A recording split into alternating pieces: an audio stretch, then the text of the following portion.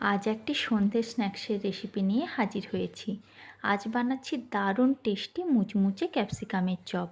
বৃষ্টির দিনে এই চপটি কিন্তু জাস্ট জমে যাবে।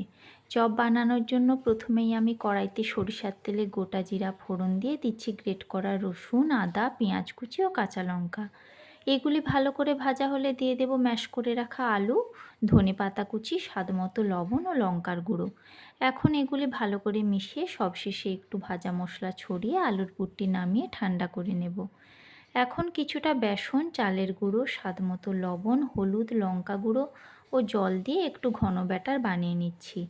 এরপর ক্যাপসিকামের মধ্যে আলুর পুরটি ভরে বেসনের ব্যাটারে ডুবিয়ে সাদা তেলে লো টু মিডিয়াম ফ্লেমে ভেজে তুলে নিলেই তৈরি আজকের ক্যাপসিকামের চপ।